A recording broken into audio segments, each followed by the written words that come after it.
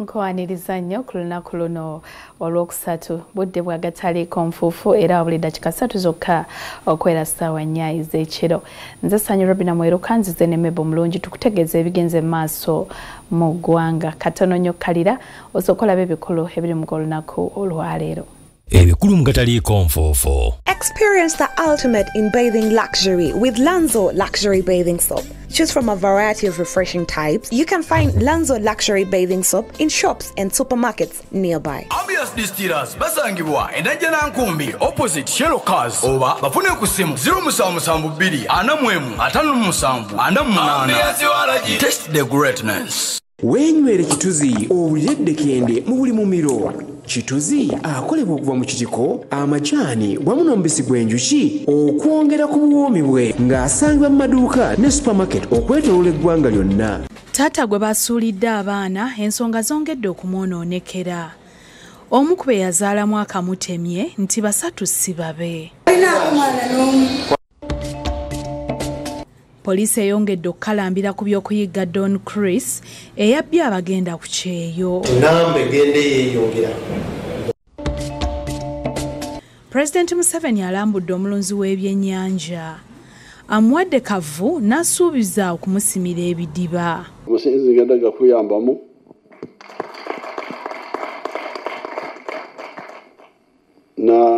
n'ebidiba. Omuduumizi wa poliisi asisinkanye ab'Essembabule abagugulana olw'obululu. Beetegefu okukolera wamu.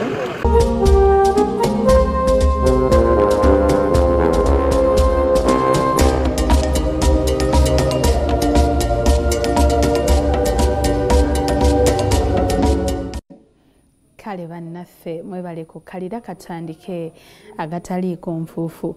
Tutandise n'ebya taata omukazi gwe yanobyeko n'amusuulira abaana 7 be yazaala mu bakyala ab'enjawulo. Ebibye nno byongedde okwonooneka. Omu ku bakazi baalumiriza okuzaalamu abaana bano yeefudde n'ajja n'atwala abaana be 3 ng'agamba nti yabazaala mu basajja balala. Bino byonna biri mu disitulikiti ey'e Mukono. Era omusasi waffe emboozi eno agirondodde bulungi.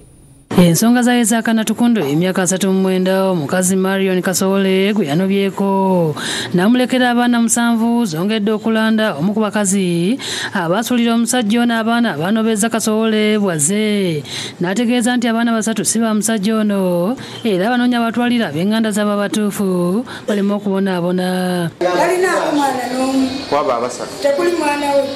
Mmire Nakasango abuulidde Natukunda nti abaana bano okuli Natukunda Daphne w'emyaka 15, Nakandasio emyaka 10, saako Nangobi Fauzo emyaka 5 yabazaala mu basajja 2 okwali Otenga Isaac nga kati mugenzi. Ngono yamuzaalamu omwana omukulu Natukunda Daphne wamu ne Muyanda Faizo. Ngono yazaala abaana 2 okuli Nakanda ne Nangobi. Ono baatuka ku poliisi nze nali mu bwomu bw'eddege ne badde bali ne banzize bali ne baŋŋamba kwata omwana omuwa omusajja. Abasajja kya bulijjo bakuza abaana abatali baabwe si kyerabira naye nga mu fayiro mulimu nti mugambe nti omwana si wuwo. Kyokka omusajja Natukunda alumya obujiji ne yeecwacwana ng'ategeeza ng'abaana bano bw'azze abalabirira era kabuze kata enkalu zinoonya obukongovule wakati wa Nakasango ne bba Natukunda. Ibrahim Kitenda ssente w'ekyalo Ngando abafumbo bano gye babeera asabye omusajja akkirize ebimugambiddwa omukazi nti kubanga omukazi yamanya kitaawe w'omwana omutuufu. Tunoonyesezza olwaleero okulaba nti omukyala wano agamba nti abona si baana ba Natukunda era baliko bakitaabwe. Twali tumanyi nti abaana nitwewuunya nti omusajja apanga bupandika ssente apangira ku baana. Era omukyala wagamba nti abaana si ba musajja kitegeeza kuba omukazi yabamanyi yamufunisa olubuto. Natukunda agenze ku ofiisi ya Sani Kasibante amyuka radisi w'Emukono n'asaba ayambibwa abaana bano bakaberebwa omusaayi kuba ye talina ssente. Amami RDC oba mukyala RDC asobola okunyambako okuntwalako ku musaayi n'abaana bange okubanga asobola okukola ky'okutegera abaana bange. RDC Kasibante awadde obweyamo n'awagira ekiteeso kya pulezidenti ekyokebezanga abaana ndagabutonde nga bakazaalibwa okwewala ebintu nga bino.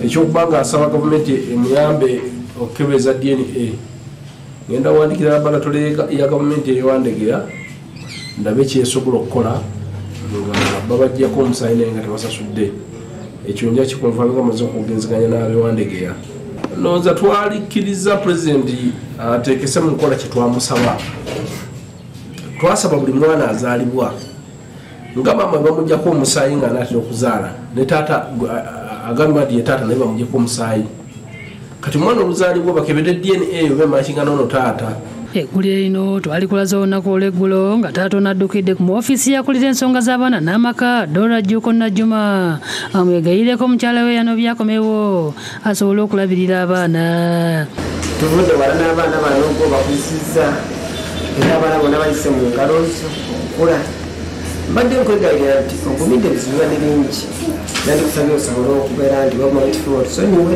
saazi esina kyenkola mbeerayo beezi waka bino gyafa lwakuba nti omukyalo kuva yavaawo kikyasobola kuteerera kusuubula. David Musika Lyankolo yakusakidde eggulu lino ku Lwabukedde TV. Ate nga tuvuddeyo poliisi eyongedde okukalambira nga bwe kyateeka mu nkola ekyokunoonya Don Chris eyanyaze abantu be yagamba nti abatwala kukuba kyeyo. Abantu basabye gavumenti mu kunoonya kuno eyongeremu amaanyi.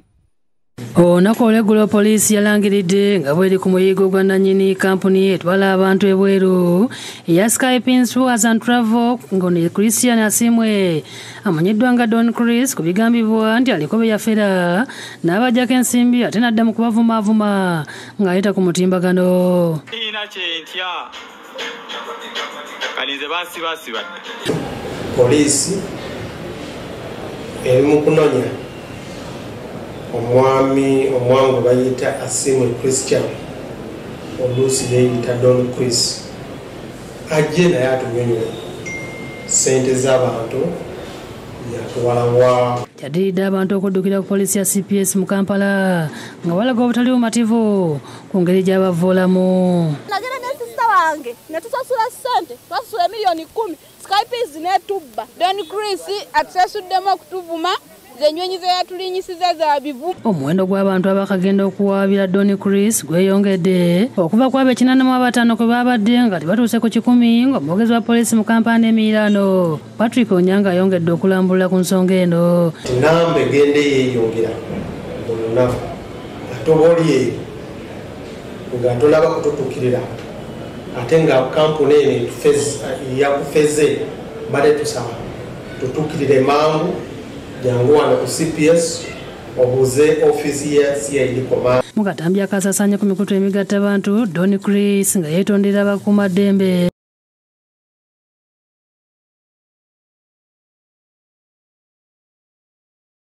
Onyanga agamba nti akatambi kano tebakamanyiiko era nga yo poliisi bakyali ku muyigo.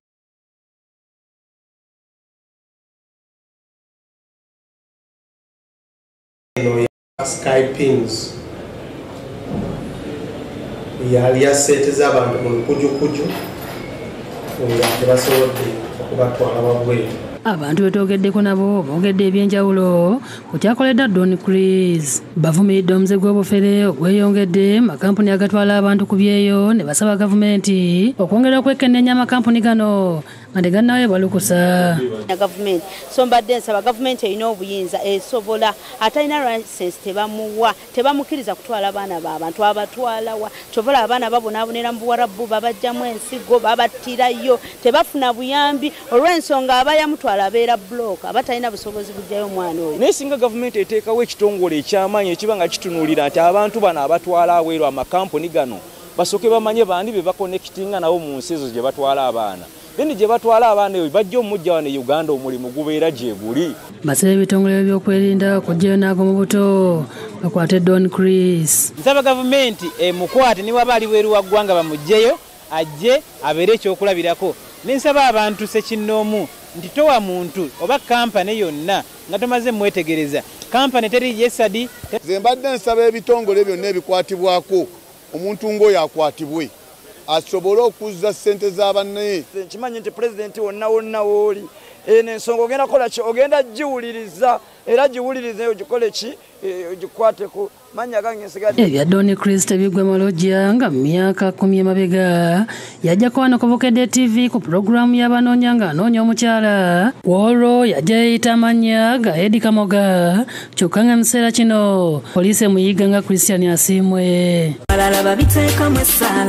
nze Eddie Kamoga sula mutundwe nkola ntunda masimu Disani Mutyaba yakusakidde eggulu lino ku lwa Bukedde TV.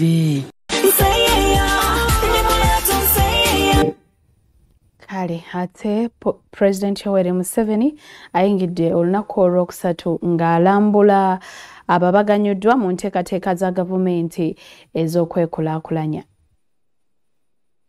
Olwaleero President Museveni asookedde maka g'omukyala Jacqueline lwa bukulukulu ku kyalo Ziba Nakasozi mu Kasanje Town Council nga mulunzi w'ebyennyanja enkoko ente ebibala nga irina olusuku lw'amatooke. Ayandiziddwa RDC Waiso Justin Babaze omuduumizi w'ekibiina ekisooka kya UPDF Meja General Stephen Mugerwa n'abalala lwa bukulukulu alabuza pulezidenti ebyo byakola.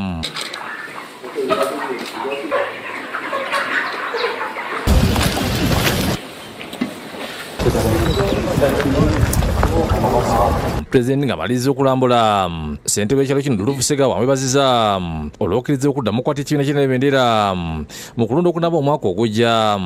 Amasabye abateekera essomero lya siniya mu kitundu kuba abaana batindiga engendo mpanvu. Tulina essomero lya gavumenti naye abaana bwe bamala pulayimale sekendule etumenya taata. Lwa bukulukulu asiimye President Museveni olw'okubeera omukulembeze atasosola mwavu na mugagga nga bonna abayambira wamu. Naye gwe oli pulezidenti ajjukira omwavu n'ajjukira n'ayinako n'ayina nnyo ffenna ne tugendera wamu buli omu yenna n'asobola kubeerawo. Amasabye okuddukira ekitundu n'amasannyalaze nti kuba ekizibu gye bali nga kizigamiza enkulaakulana. Tulina ebyuma bye twasobola okugula nga tulowooza nti tugenda kusembeza amasannyalaze kubanga amasannyalaze gali wano kumpi. Naye transforma eya 3 phase bagitusaba miliyoni 5. Amutegeeza nti akola amagoba ga bukadde 76 buli mwaka okuva mu byennyanja bye yalunda obukadde 13 okuva mu mata ga Kama mu nti ate obukadde 40 mu nkoko ate emitwalo 9 buli mwezi okuva mu nnimiro. Operating 4 enterprises: dairy, poultry, aquaculture and agriculture with a mix of horticulture, and it is earning a net income of 215 million per annum. President yebaza mukyalo wa bukulukulu olw'okubeera ekyokulabirako mu kitundu. Obubondo obwo buli buna obulimi n'obulunzi, amakolero, obuweereza. Then the fourth one is ICT. Kwebyo ebina kati Jacqueline akuteko bibiri. Afuna sente obudde sente zafuna obukadde asigaza miliyoni 210 zibogedde. Kitegeeza nti buli mwezi kumpe ayingiza miliyoni nga 2 almost. Yeyamye ku misimu y'ebidiba bibiri omukundira ebyennyanja n'okuwaliza amasannyalaze mu kitundu. Kati ono ngenda kumuyamba biri byasabye amasannyalaze ngenda gakuyambamu.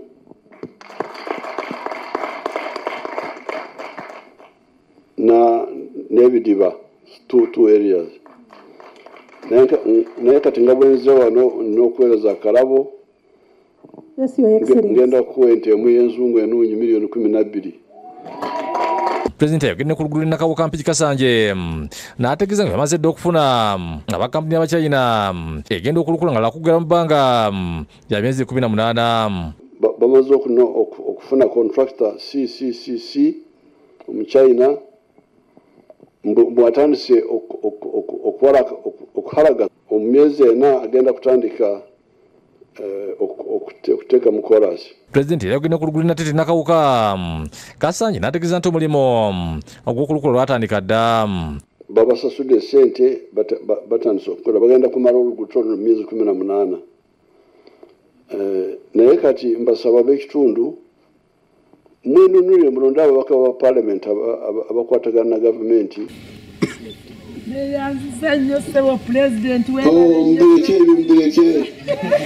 oluvudde no pulezidenti yayongedde mu bitundu by'Entebbe ng'enaaniziddwa Fabrice Lulinda meya w'ekibuga ekyo eno asingayo Priscilla Muyimulingo ne yakulira abafuna emyooga abakola saaluuni z'abakyala mu kibuga eky'Entebbe olunattototo engeri gyafunamu ssente akakadde n'agulamu eviri y'abakyala n'oluvannyuma yewula n'afunayo obukadde bubiri n'ekitundu nga teyalina kapito asukka mu bukadde obutaano. Njagala obabuulira nti emyoga ekola nsaba mwenna bannange ab'omu Ntebbe muno tuyingire emyoga. Pulezidenti agenze ku kisaawe ky'ekiwafu yasinkanidde abatuuze b'Entebbe.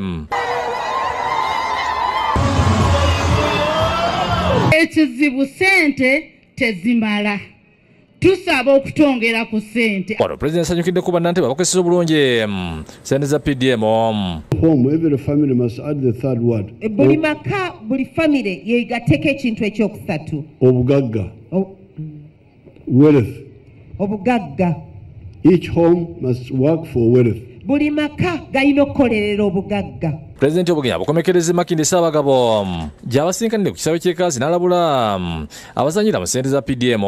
Nzikiriza omuntu yenna okutataganya PDM kubanga busika bwamwe nga bwe mugambye nga omukyala bwagambye bamane lenders bali babanyunyuta. Eyo bwe tuvaayo omuduumizi wa poliisi mu ggwanga Abbas Byakagaba asinkanye abo abakwatibwako mu kalulu ka NRM Sembabule n'abagumya abakubiriza nti bo weebali okuuma emirembe mu kitundu kino. Omuduumizi wa poliisi mu ggwanga Abbas Byakagaba bitaddemu engatto okugenda e Sembabule olw'emivu egisusse mu kamyufu ak'NRM akubye enkiiko bbiri ng'olususu lubadde ku Rainbow ate olwokubiri lubeera ku kiro kya disitulikiti nga zonna tebakkirizaamu bannamawulire. Kiddirira emivu egiziyabikira Sembabule egyatuuka n'okufiira mu Fred Sembuso Obwogeza Theodore Ssekikubo omubaka olw'emiyaga ng'ono yakubibwa amasasi abajaasi ba UPDF nga 26 omwezi oguwedde.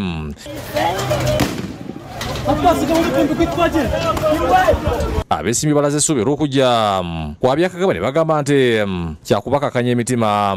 IGP alungamiza bulungi nti azze kutereeza nsonga za Sembabule, tewali gwe baali balonze, security si ya muntu omu wabula security egenda kubeera y'abantu bonna. Abamu be twesimbewo nabo babadde baddira nga security bagyetuuma nti yaabo. Nkakasa era nina essuubi nti luno akalulu kagenda kubeera kaddembe ate ak'obwenkanya ate nabo bamanyi nti baba tebaleesi baddamagye kuba n'okutiisatiisa abantu n'okututta bamanyi wa gye bagenda okusembayo n'akalulu kano tebadde banoonya. Byakagaba ategeezezza nti ekimulesi Sembabule okulaba nga akalulu kaba ka mirembe. Mu byaliwo ne tugamba nti katujje tulabe kiki kyennyini ekiri ground naye era tusanze nti abantu baffe bali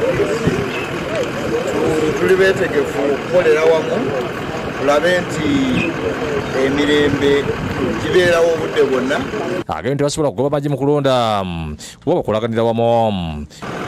N'olwekyo ffe tukoleraganira wamu naye ekikulu nti omulimu guno ogw'okulonda n'ebirala poliisi yekola ki yekulembera. Munge mwakulira ebikula mu NRM Dr. Tango Doye atandise okusinkana abeesimbye mu disitulikiti abaze balekirwa emivuyo munene okutta abantu abase kusinkana abeesimbyewo eisingiro Southing Lobeni ngulusi yattibwa nebokya emmotoka ssaako ne pikipiki. Embiranye y'esingiro North eri wakati wa Alex Byalugaba ng'ono amaze emyaka 1 mu Juni Maali ng'ayagala kukikwatamu. Taata wa Mujuni Maali ng'ono Esaalongo John Baptist Maali alumiriza nti yabadde nga kuyigira Byalugaba akalulu emyaka gy'amaze mu Paalamenti era nti bakkanya nti ekisaanyi kino aleme kudda alekere mutabani we Mujuni kyokka n'abeefuulira. Kati bwe twatuuse ku kino n'aŋŋamba nkyayagala ngendako omutabanyiwo wanaatuuka myaka 36 ng'agenda kujja niŋŋamba bagamba nti obukulembeze bwamwe bw'abaana bato bwa nkya kati enkya erigwako ddi gyatusendika. Byalugaba ategeezezza nti ab'enkambi ya Mujuni be batta omwagizi era nga mu kiseera kino balinako omega wa mitayimbwa.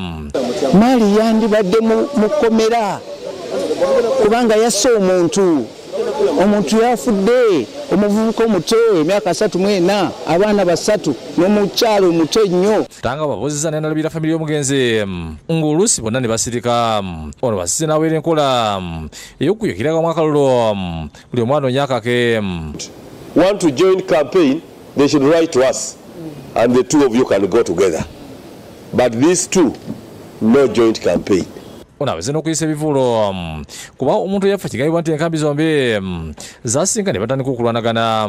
We are going to put you under total surveillance.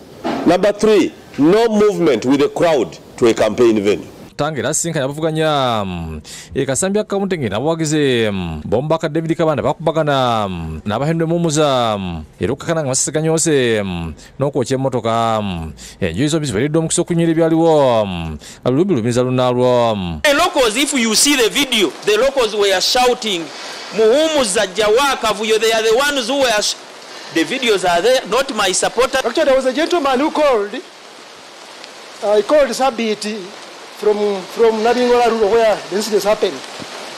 He said he saw Honorable Kavana's team getting dry banana leaves and igniting the car. Kabanda tegeza nti akubanka omuntu yena masase nti n'emmotoka ezaayokebwa bawagize bamuwumuza baazukya bamanye bokyazise. Mr. Chairman here knows if you have them, when you take them, they will tell you these bullets were belonging to this gun. Tanga basabye okumira ebintu kuba bonna nzala zikasambya. Learn to have that sense of civility. Ewe beredo nga babala bali mukusagula akalolo bano muri alisi nabiri egwanyize fichombaka omukyalo weruka ku kadi yenale mu kakisiza abayo enkyukakyuka y'omugundu singa nabeera loledwa kubaka parliament. Twenda kukolera abantu, twenda kola ki batulage bye basobola otukolera. Akali bakendo kamanira kuki ate nana kina tasooka kukumba nabiri abeewo nze banange muwala walimwe mbalaze ku nti omulimo gwendi basaba obukulembeze bwendi basaba mbusobola nabira bikanumba ku mukyala aliyo estambayo yapakasa yasomesa ayasomesa ole nono yana bamusomesa mbagano twasala otubona abyana tyaka ali kujayi byalikola nebyo. Ale n'emboozi ezo nsaba mukkirize tuwummulemu katono tudde n'ekitundu kyaffe ekyokubiri ekyagataliiko nfuufu mulimu gano. Linda ne bino mugataliiko nfuufu road bugolobye. Obadde okimanyi nti abasajja bagenda kutandika okumiranga empeke ez'ekizaala ggumba obutamala gazaala baana be bateetegekedde bannasayansi mu ggwanga lya Amerika olwamaliriza okugezesa empeke za YCT 529 mu mmese n'enkima ne bakizuula nga zikolera ddala kumpi ebitundu 99 ku buli 100 kati batandise okuzigezesa ku basajja bazikoze nga tezikosa hormone ziyite hormone free contraceptive tablets. Empeke za YCT 529 ziremesa ekirungo kya vitamin A okutuuka mu busawo obubeera mu nseke omukolerwa amazzi agazaala naye nga tezikosa bungi bwa hormone emanyiddwa nga testosterone. YCT 529 kika kya retionic acid receptor -alpha emu ku 3 ezikuŋŋaanyizibwa okufuna ekirungo kya retionic acid. YCT 529 zisuubira okuteekebwa ku katale essaawa yonna zeegatte ku nkola ez'ekizaala ggumba abakyala ze babadde bakozesa abakugu balowoozezza nti kino kyakendeeza ku mugugu abakyala gwe babadde beetisse okulaba nga mu maka tebazaala baana be bateetegekedde. Abavubuka 16 beewaddeyo okugezesebwako eddagala lino e Nottingham. YCT 529 likoleddwa abakugu mu University ya Minnesota College of Pharmacy nga beegatiddwako bannaabwe okuva mu Columbia University mu New York ne San Francisco Best Farm Your Choice Therapeutics. Science ne teknolojia kale kulikayo nnyo mukuumulamu ogw'ekitundu kyaffe ekyakubiri ekyagataliiko nfuufu. Mu mboozi zaffe zikwata ku matekera g'omutanda ag'omulundi ogwa 32 tukulaze obukulu bw'ebibbo n'engeri gye bizze byongerwamu omutindo.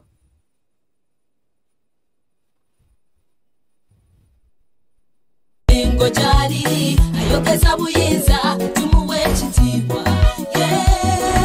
omwana wa Muteesa alina obuyinza yekaago tuwuliriza talina musinga kabaka wa ekibbo bakirukisa bukeedo nanjolo kabenjuru yokeere obusalibwa ku mugongo n'enjuru mukato ekinene kikoma ku migo 15 n'okusingawo okusinziira ku yabeera akugambye okukimulukira ekinene kikyuka okuba n'emigo nga 14 oba 15 okugenda waggulu ng'egyentooto gitaddeeko eno wansi mu ntobo oyinza okukola emigo nga 9 kimaliriza oteeka okukikomeka eno waggulu kyekola emirimu mingi omuli okunyiga emmere okuterekamu amasowaani okujuliramu emmere okutta omukago okuterekamu abalongo n'emirala ate n'omuko nga bakyadde nga bazze okukyala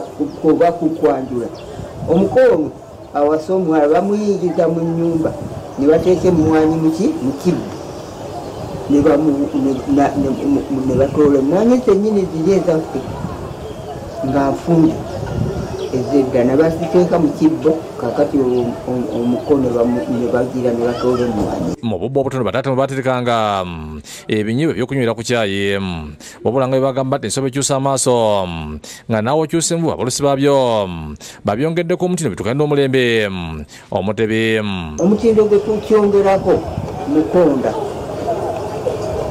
kubanga bw'oba oweereza ku mukolo n'olukwata bwoti mu mukonda kwegamba ate kikwanguyira okusinga okukikwata bwoti awo olukwata bwoti ku mukonda yabongeddeko omutindo babiyita kabukamuwala ate abalala babiyita kiremoto buli omu kisinziira akatudde erinnya ye kyayagala abamu bakeyitira mwannyina omulungi abasinga ne basinga otambulirako olw'ebigambo biri ebyogererwako okusinziira kwaba akatudde ewooli abalina okalisiivinga bibaako ebisaanikira n'ebikwatibwako nga kwotadde n'okubitonaatona mu langi ez'enjawulo n'ebimuli ebirabisa obulungi tuba tulungiya mulimu gufaanane bulungi nga bwe nagaye nti omuntu omutwalira ekintu nga bwe bagaa nti kiri mu tukimanyibwa nnyini-kyo gwokitwalidde yaba akiraba ye omulabi azze ku mukolo gwe baayise akomye kulaba bubbo nga bulungi naye nga tamanyi kikirimu bino abiruka apangisibwa era abalina emikolo egy'okwanjula n'embaga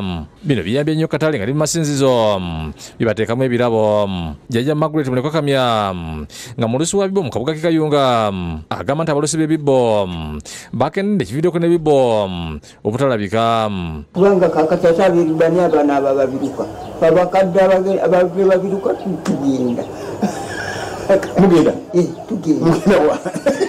nasasejjema nga luka bibiri ku mutindo agamba nti omulimu guno gulimu ssente n'awa abantu amagezi bagwettanire kasitoma bw'abazze ng'azze ng'alina okwanjula oba embaga buli kibbo tikimupangisa 3,300 ayagala okugula naye tuyina wetumukwatira era bwajja ntumugaa nti oyagala kugula nti sayizi eno yagumu kitundu kibuuka lumu yakusakidde eggulu ku Lwabukete TV ng'amasomero ga Seeta High ne Seeta Junior Mukono getegekera ebijaguzo by'emyaka 25 ku Lwomukaaga luno ebbugumu lyeyongedde mu nteekateeka z'omukolo abayizi ku matabi gonna bwe bakoze bulungi bwansi n'okuddiza ku bantu mu kibuga eky'Embalala bagenze bayisa ebivulu n'okufuuwa emirere ng'emu ku ngeri ey'okunyweza enkolagana n'abatuuze b'omu kabuga k'Embalala abayizi b'essomero lya Seeta High School ettabi ly'Embalala bakoze bulungi bwansi n'okuddiza ku bantu mu kitundu kino ng'amasomero ga Seeta High ne Seeta Junior geteekera ebijaguzo by'emyaka 25 bukyanga Minisita Jesse Muyingo ne Mama Rose Muyingo batandika ettabi lya Seeta High Main Campus linnakazadde ly'amatabi amalala gonna abayizi bano basimbudde ku ssomero lyabwe wakati mu kuba bandi n'okunyanyagiza emirere era nga bolekeddwako poliisi ekikyamudde abatuuze nga bakulembeddwamu akulira essomero eryo Boniface Sebukalu bwe batuuse mu kabuga k'Embalala wadde nga bangi ku bayizi bano bava mu maka g'oyinza okulowooza nti gababede awatabadde wadde okwekaanya balongoosezza ebifo eby'enjawulo nga bayoola kasasiro n'ebirala ebinyweza enkolagana mu kitundu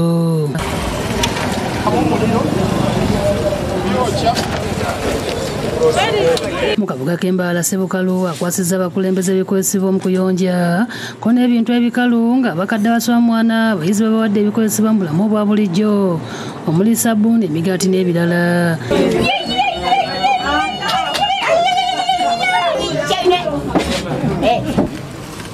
tusaba omwaka guno mutuzisiza ku bakadde betutasobodde ku ssomero lya St Andrews Mbala Church of Uganda Primary School naye bawadde abayizi ebikozesebwa mu kusoma n'ebirala bye bakwasiza Rose Nabusimba akulira essomero eryo. Sebukalwa yayogedde ku bukulu obw'okuddiza ku bantu n'enteekateeka z'ebikujjuko. Ku Saturday nga 12 omwezi guno ogwa July ogw'omusanvu tugenda kubanga tujaguza emyaka 25 egy'okubeerawo kwa Seta High School. Olwaleero tubadde tuli mu kugabira ababodaboda betuwangala nabo obujaketi buno obumyansa bu reflector jackets okulaba nti obubenje twongera okubwewala mpozi n'okubukendeezaako. Ssentebe w'ekyalo Kasenge B Mulumba Ronald yabazizza abatandisi b'amasomero ga Seta olw'okussa ettoffaali ku nkulaakulana ya disitulikiti y'e Mukono n'okusigwa omutima omugabi mbayizi. Ne tubeera basiimu nti ate temukomye ku kukola bulungi bwansi mu kitundu kino kyokka wabula ate muzze nettu eri abakadde abateesobola mu kitundu kino. Akunze abantu okuwandiisa abaana ku Seta University ne yeebaza ne sikaala ezaabaweereddwa ng'ab'omu kitundu so nga waliwo n'omukadde essomero we lizimbira ennyumba. Ssanyufu nnyo olw'okubanga yunivasite eze mu kitundu n'enkubiriza abantu b'ekitundu kino okuleeta abaana ku Seta University era ne nebaza mukulu Muyingo nga nze Ssentebe Mulumba yatuwaddeyo scholarship abaana baffe ze bagenda okusomerako. Naye kati university ke yasembedde kitegeeza n'ensi ekulaakulana kati ebyokunywa bigenda kuba bitambula mu bungi. Era tusuubidde okufunawo emirimu nga ababodaboda Warrior Stage. Abayizi boogedde ku by'okugaba ebintu n'okubeebaza ku myaka 25 gye muwagidde amasomero ga Seta High Schools ne university egenda okujja. Mbakubiriza mwenna abantu okujja okucelebratinga naffe 25 years. Mu masomero ga Seta nga bakulembeza Katonda n'empisa y'okugaba yabasibwamu abatandisi b'amasomero gano bwe batyo bagenze ne ku kanisa ya St Stephen Nakapini Church of Uganda. Omubuulizi Charles Mukasa Seruyange Ssalongo yasabidde essomero lino n'atendereza obuweereza bwa Minisita Muyingo. Twebaza Katonda olwa mukadde waffe Honorable Muyingo ate olw'omutindo guno gwasizza mu ssomero lino. Amyuka omukulu w'essomero eryo Joseph Mwine ategeeza nga bagenda okuwaayo akakadde kalamba ku nnyumba y'omubuulizi egenda mu maaso n'okuzimbibwa. Twasazeewo okuwaayo akakadde ka ssente kagira kabakwatizaako. Bwe tunaafuna assessment tujja kujja tulabe kye tuyinza okwongerako ku ekyo. Entiko y'emikolo giyite Silver Jubilee yakubeera ku kisaawe ky'essomero lya Seta High Mbala Campus. Maria Nantombwe yakusakidde eggulire no ku Lwabukedde TV. Nga bikutuusibwako ku Modern Tiles tulina tiles ezitanywa mazzi ezitafeedinga ate ku bensamsam. Modern Tiles. President awadde abakubi b'ebikonde Kaleere ebyuma bya jiimu.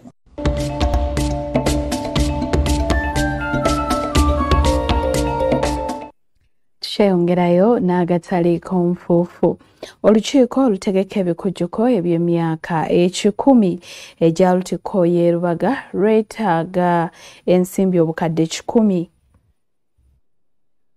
okugiddaabiriza etuukane n'omutindo. Bano bategese ekijjulo ku Poppo mu Ndeeba nga ku bagenda okusondera ensimbi zino. Giweze emyaka 10 bwekyanga Lutikko y'e Lubaga ezimbibwa nga beetegekera ebijaguzo omwaka guno. Reverend Father Joseph Nkibi ategeeza nti balina okukyusa ekifaananyi kya Lutikko munda saako ne wabweru. Lutikko eno ye nakazadde wa Lutikko zonna mu Uganda.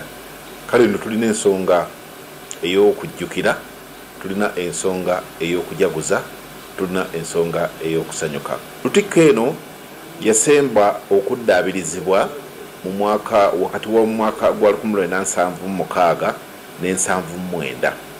Awo yali ewezezza emyaka 5 beddu. Lutikko eno yeetaaga okufuna ekifaananyi ekijja.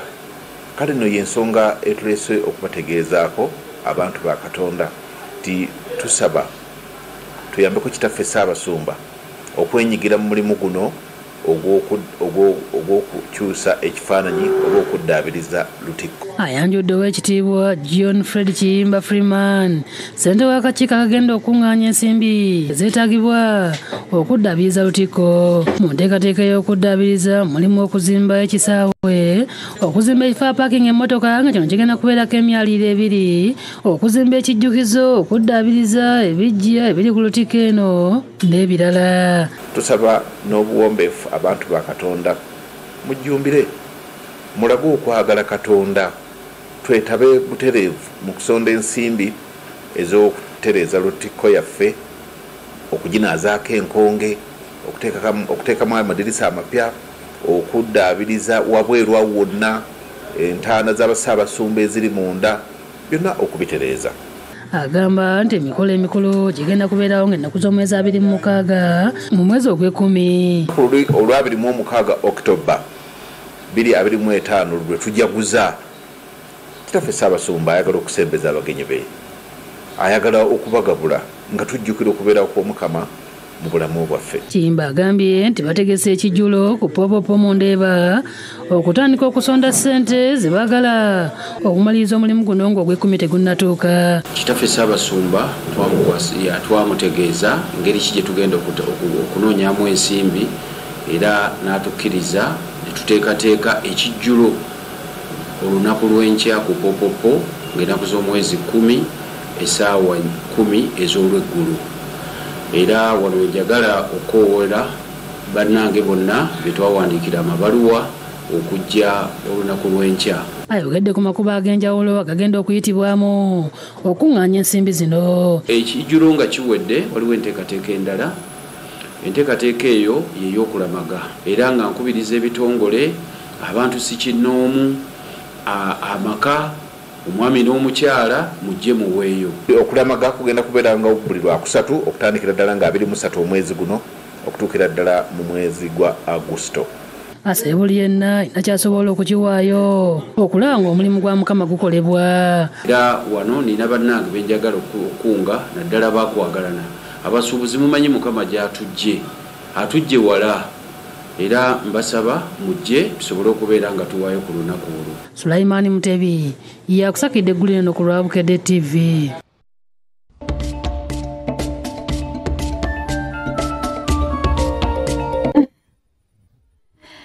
Monsonyiweko katono ntereeza nti ensimbi ezeetagisibwa okutereeza Lutikko ey'e Rubaga akawumbi kalamba.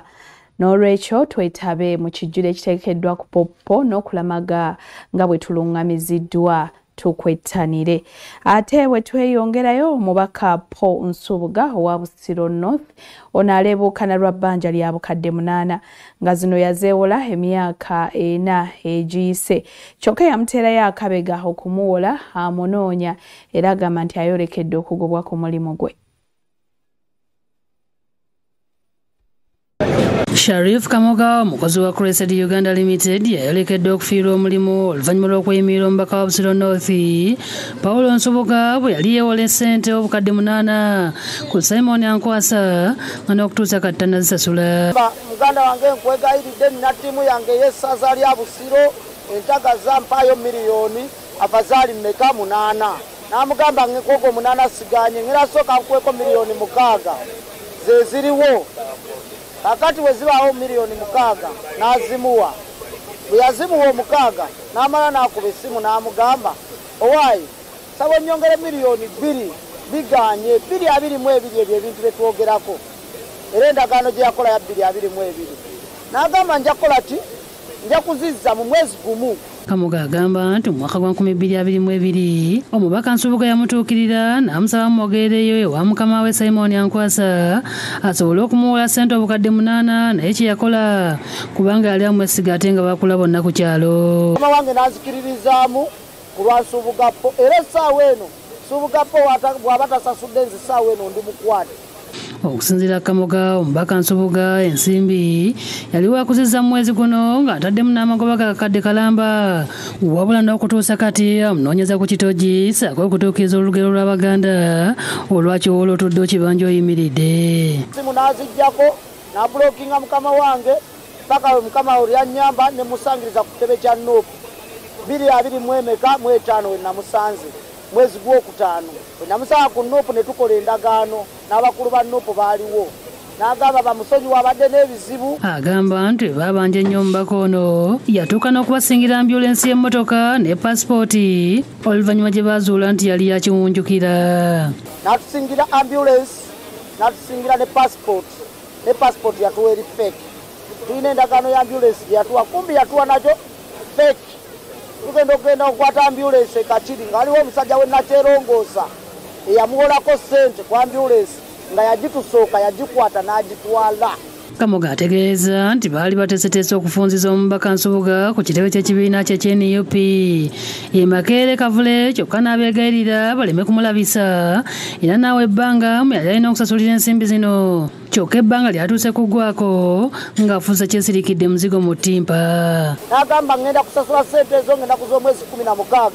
Madamu Sala yamuteekako Sansoni ng'amugamba Nsubuga bonko y'ebintu byo. Ku lukumu lwa simu omubaka Nsubuga akkiriza nti ebbanja limuwuuba kyokka akyatetenkanya okulaba ng'afuna ssente asasule. Simon mumanyi mukwano gwange era ssente yali azimpaddeko era ne mugamba ngenda kuwa ssente nekunda kunaddamu ne mukwera ne mugamba kantetenkanye nfuna akasente nkuwa akasente kati ate mba nsoberwa kuba essimu zange tezivaako. I keep communicating with Simon era neze ssente bw'aba yampa $5,000,000 ng'agamba ziweze 8 ebigendo we biwanvu nnyo biyinza obutaba biwanvu naye ekitiibwa kyemuwa tasobola gamba nti simukwata olaba nkutte gwe ennamba yo gye sirina ate olwo ye. Patrick Onyango nga mwogezi wa poliisi mu Kampala n'Emirano ayogedde ku bibonerezo ebijjira ku muntu ali ebbanja n'atalisasula.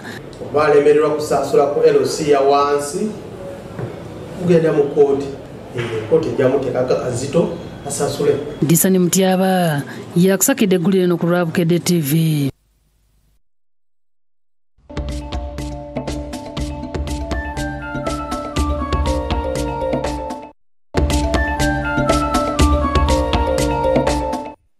Katoyongereyo n'agataliiko nfuufu kkooti e Namutumba egobye omusango ogwawaabirwa Sulaiman Kibanda atunka n'abakyala n'abaana b'omugagga Twalibu Lukungu omutuuze mu Namutumba Town Council mu by'okuddukanya maali ya Lukungu nga mu kiseera kino yafuna obulwadde obw'okusannyalala. Mu mwezi ogwokubiri omwaka guno abamu ku bakyala n'abaana b'omugagga Twalibu Lukungu omutuuze mu Namutumba Town Council mu kiseera kino yalwala obulwadde bw'okusannyalala baddukira mu ofiisi ya Radiso e Namutumba okubataasa ku Sulaiman Kibanda omwana wa mwannyina wa Lukungu gwe balumiriza okwewa obuyinza okuddukanya emaali ya kitaabwe mu ngeri etankanibwa olw'embeera kitaabwe egyali mu kiseera kino. Tukola bintu nga tibiri mu bulambulukufu tosobola akola kusalawo nga tiweebuuza ku bantu bonna oba n'ekigendeerwa ekiri hiddeni. Bikyamulwekera nti oba nenda byapa oba nenda numba oba nenda ssente ebintu bino omulwaire yangemesa nga alowooza nti mukubo n'okukwe nisobola okufuna esente nakola ki namwita. Bano bategeeza nti Kibanda yatandika okukanda abapangisa ssente n'okubatiisatiisa okubagoba ku nnyumba mwe babeera singa bagaana okumuwa ssente ne baziwa abaana ba Lukungu mu Twalibu. Siwaire nga baakuwa obuyinza aye buli muntu wabanga omubisa bubi abapangisa bona balirabulira omwami oyo. Abooluganda bano twabakulaga mu lukiiko olwatandika nga batudde kyokka lwagenda okuggwa nga bayimiridde nga beeyisaamu ensambagere oluvannyuma lw'okulemwa okukkanya ne Kibanda. Kibanda yaddukira mu kkooti e Namutumba n'awaabira abamu ku bapangisa ku nnyumba eriko enkaayana abakyawa abooluganda ssente so nga balina kuziwa ye. Kati omulamuzi wa kkooti ento e Namutumba Ambrose Mugweri agobye emisango ginena n'alagira Kibanda okuliyira abapangisa ssente z'engasi ng'agamba nti bawawaabirwa mu bukyamu. Era nga kitegeeza nti omusango gulwataayo tugwemerera bulungi mu kkooti. Bakira omulamuzi aw'ensala nga Kibanda yeebisse empapula mu bwenyi era agidde eddaaki n'asituka ne yeekandaga n'afuluma kkooti ng'omulamuzi amulese akyayogera. Abapangisa be yaloopa nga bali ne bakyala ba Lukungu okuli Sulain Namukose ne Stamire Lukungu balaze essanyu olw'obuwanguzi batuuseeko ne bawa Kibanda amagezi yeesonyiwa emaali yaabwe we basobole okugyeddukanyiriza. Omusango ogwo nguwanguyire ayiwa era nasigala ng'ali kweyongera yeere nga kasangisa bakatonda neeyo tunaba tukiire tuguwangule ye mwana omwezi olwakagala nze nazaala abaana bona basoma basobola okusoloza akasente twayamba omulwaire yaali akaliwo yakubanga nti bakyalabe ne bavaisimu kasaba amwirewo ayi twakyewuunya nga kida abulafire nga omuntu akwedako bati nalina obuyinza mumaka mumuntu Lukungwalaze nga Kibanda bwe yamaledde okukyusa akaunti za kitaabwe mu banka zonna nga ne mu kiseera kino omulwadde ye Kampala gye bamujjanjabira. Kibanda taganya wadde omuntu okumutuukirira. Amateeka gatuyambe muzeeyi tumuyise waka tumalize ensonga dino nga tumufamire. Ivan Wakibi yakusakidde eggulire ono ku Lwabukedde TV.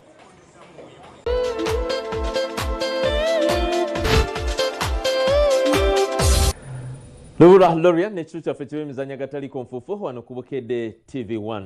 Olunaku olwaleero omukulembeze w'eggwanga Yoweri Kaguta Museveni aweereza ebyuma ebikozesebwa mu gym nga abiwadde aba Akalere Boxing Club nga bibalirwamu nsimbi za Uganda obukadde 38. Ku mukolo gwe gumu babawadde n'obukadde 10 nga zino za kuteeka mu ssako. Kati omukolo ng'egubadde ku Akalere Boxing Club. Baba champion jirimbu tsazo kula basebo ngaita muyambiwe mu nsonga Yoweri Museveni addukirira abavubuka ba ghetto mu Kalerwe abaddukanya gym n'ebyuma byabukadde 38. Bino bibakwasiddwa mu butongole ku Kalerwe Boxing Club olwaleero byarohanga n'abakubiriza okusima President Yoweri Museveni olw'okufaayirira abavubuka ba ghetto. Kutira bwenti mulonde abantu abasobola okuwuliriza ensonga zammwe. Bw'owuliriza abana abakulembeze be mulonda abana ab'opposition teboogera ku nsonga zammwe. Byarahanga wabula asuubiza okuyamba abavubuka bano okulaba nga buli omu abaako kyakola ekiyingiza ensimbi baleme kukuba abantu butayimbwa nga bamaze okukola obunyama. Bw'atyo abawaddeyo obukadde bw'ensimbi 10. Bakola ebyenjawulo mbimanyi ne beetaagamu kakapito n'olwekyo mu nsaako yammwe olw'enkya President Museveni agenda kuteekamu obukadde 10. Mazima Hajat Madina Nsereko omukwanaganya w'enteekateeka zino mu Kampala asiimye amaka ga President